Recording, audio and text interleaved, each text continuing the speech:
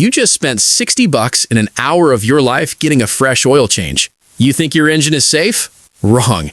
In fact, the next 10 minutes after you crank that engine are the most dangerous moments for your car's life. Most drivers, and even those fast-talking lube shops, skip the 3 critical steps that actually lock in that protection.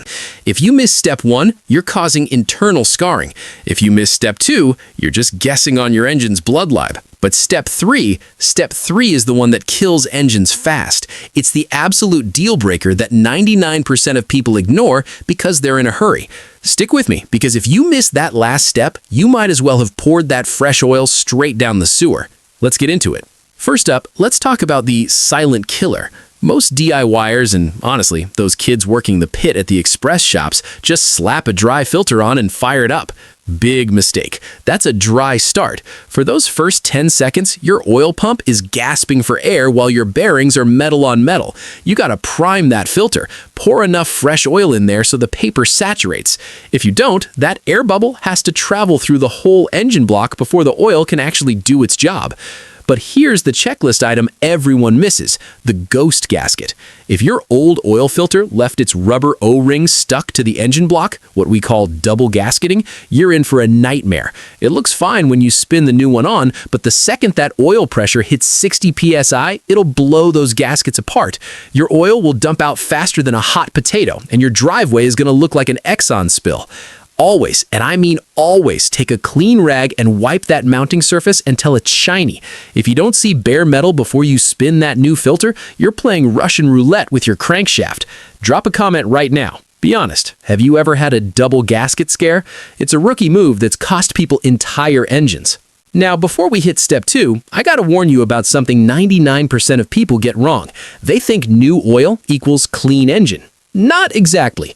When you drain your oil, about 10 to 15% of the old, nasty, acidic sludge stays trapped in the oil cooler and the variable valve timing solenoids.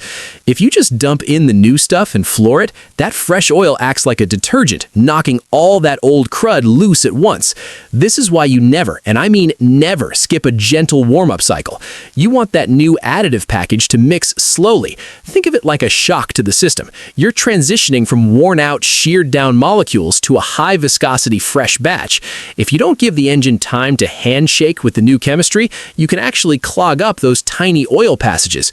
We're talking about tolerances thinner than a human hair here, folks. Treat that first startup like a first date. Don't rush it, or you're going to regret it. Step 2 is where the pro shops fail you. They fill it to what the manual says, kill the engine, and hand you the keys. But oil takes time to migrate. You need to run the engine for exactly 60 seconds to circulate the goods, shut it down, and then, here's the secret, let it sit for a full 7 to 10 minutes. Why so long? Because modern synthetic oils are designed to cling to metal. If you check that dipstick too early, half your oil is still hanging out in the upper cylinder head and the valve covers. You'll get a low reading, add another quart, and now you've overfilled it. Overfilling is just as dangerous as running low. When the oil level gets too high, the crankshaft starts hitting the oil like a giant whisk, turning it into a frothy milkshake. Your oil pump can't suck up foam. That air won't lubricate squat. You're looking for the sweet spot, exactly on the full mark after the oil has fully settled back into the pan. In the car world, close enough is how you end up on the I-95 with a smoking hood and a massive repair bill.